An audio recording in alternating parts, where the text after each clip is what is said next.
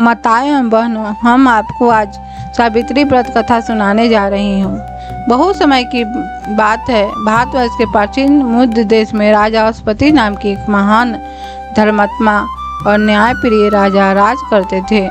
उनकी कीर्ति दूर दूर तक फैली हुई थी। उनके राज्य में धन धान की कोई कमी नहीं थी। खेत लहलहाते थे, नदियाँ निर्मल जल से भरी रहती थी और प्रजा सुख शांति से जीवन व्यतीत करती थी। राजा अपनी प्रजा को अपनी संतान के समान प्रेम करते और प्रजा भी उन्हें देवतुल्य मानती थी। राजा की रानी भी अत्यंत धार्मिक, विनम्र, करुणामय थी। राजमहल में वैभव, सम्मान और आनंद की कोई कमी नहीं थी, परंतु एक ऐसी कमी थी जो राजा और रानी के हृदय को दिन रात व्यवस्थित करती थी। उनके कोई संतान नहीं थी। वर्षों बीत गए, लेकिन राजमहल में बच्चे की किलकारी नहीं गूंजी।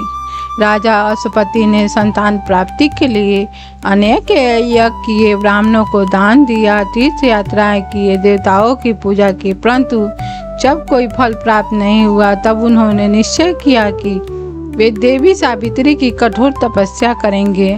उन्होंने वर्षों तक प्रतिदिन हजारों बार मंत्र जप किया। उनका मन अटूट श्रद्धा से भरा था।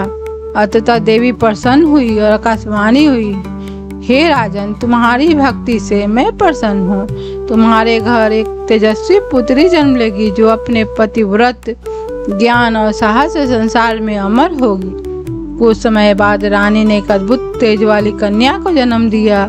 उसका मुख चंद्रमा के समान शांत और सूर्य के समान तेजस्वी था। राजा ने देवी के सम्मान में उसका नाम सावित्री रखा।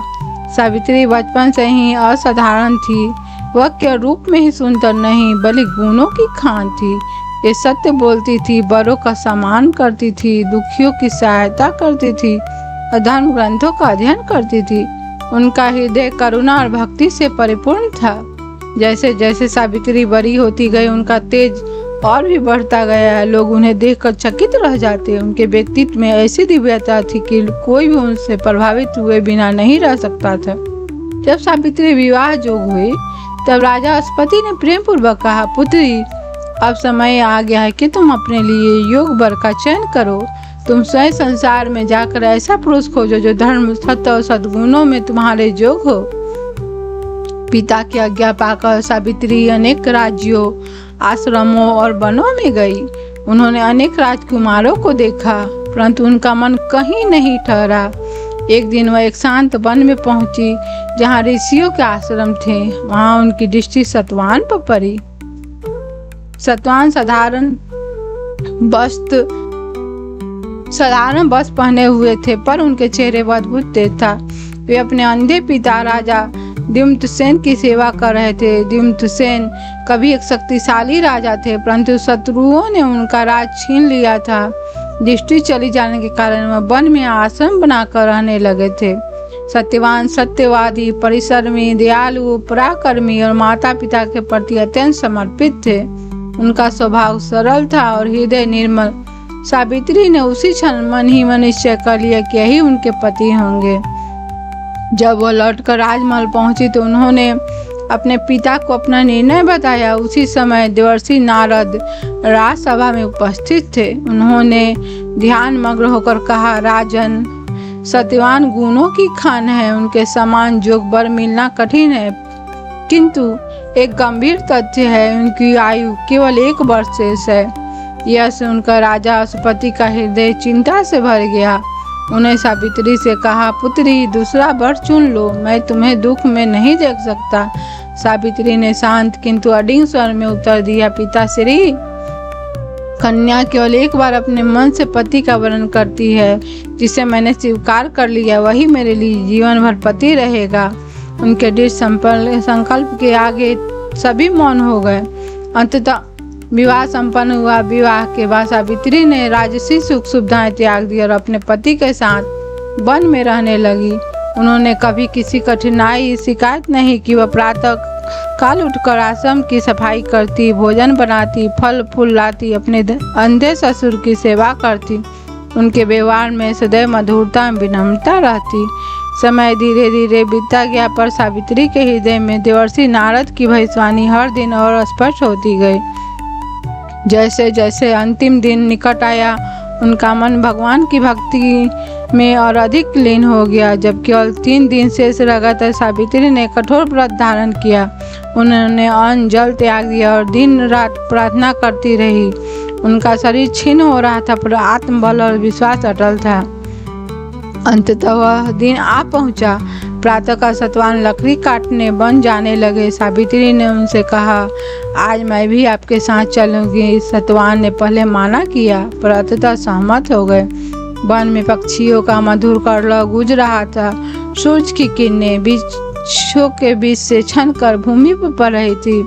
सत्यवान वृक्ष काटने लगे। कुछ समय बाद अचानक उनके सिर में असहनीय पीड़ा उठी।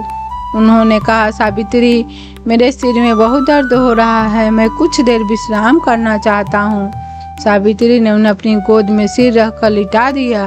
कुछ ही क्षण में उनका शरीर निश्चल हो गया। उसी समय यमराज प्रकट हुए। उनका स्वर गंभीर था। उन्होंने सत्यवान के सूक्ष्म प्राणों को अपने पास में बांधा और दक्षिण दिशा की ओर चल पड़े। सावित्री ने सतवान के शरीर को धीरे से भूमि पर रखा। यमराज के पीछे चल दी। यमराज ने कहा, देवी, अब लौट जाओ, यहाँ तक कि जीवित मनुष्य नहीं आते।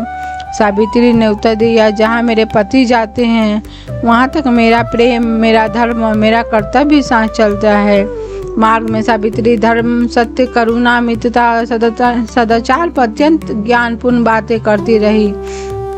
उनके वचनों में विनम्रता थी, परंतु साथ ही अटल निष्ठा भी।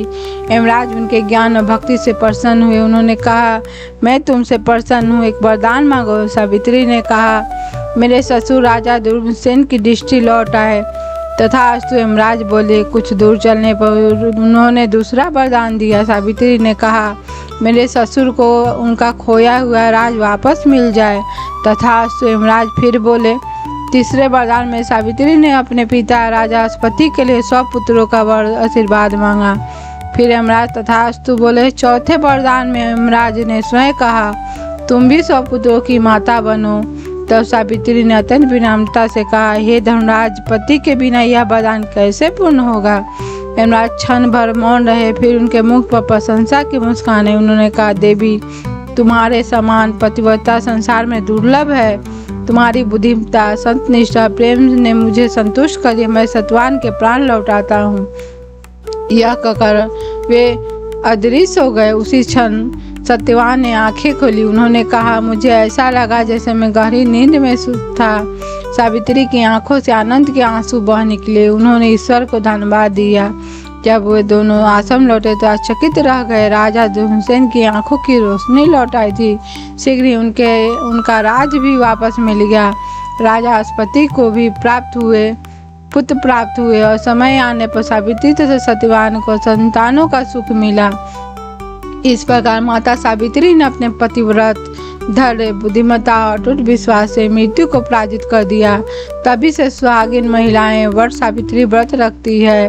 वे वट वृक्ष की पूजा करती है, उसके चारों ओर धागा बांधती है और माता सावित्री से अपने पति के दीर्घायु, परिवार की समृद्धि, अखंड सौभाग्य का आशीर्वाद प्राप्त करती है। माता सावित्री के पावन कथा में सिखाती है कि सच्चा प्रेम, दृढ़ संकल्प, धर्म, बुद्धिमत्ता और अटूट विश्वास के सामने मृत्यु जैसी महान शक्ति भी झुक जाती है। जय सावित्री व्रत।